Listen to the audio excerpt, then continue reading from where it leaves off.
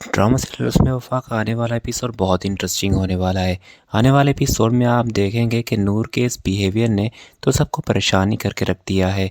उसने शादी तो की है उसामा से, पर वो उसामा को अब तक वो अपने दिल में जगह नहीं दे पाई। इसी बात को लेकर ही उसामा की जो अम्मी होगी वो तमाशा करेगी कि नूर ने आखिर समझ क्या रखा है हमें।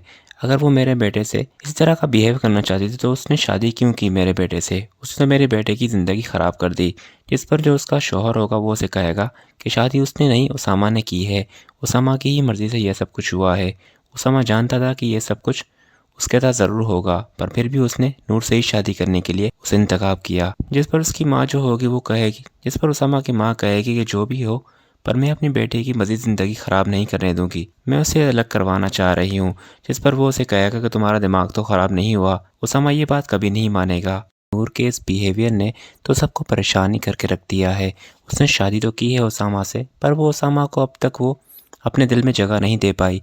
इसी बात को लेकर ही उसामा की जो अम्मी होगी वो तमाशा करेगी कि नूर ने आखिर समझ क्या रखा है हमें।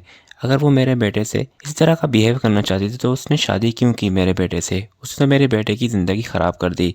जिस पर जो उसका शौहर होगा वो उसे कहेगा कि शादी उसने नहीं उसामा ने की है, उसामा की ही मर्ज़ी से यह सब कुछ हुआ है।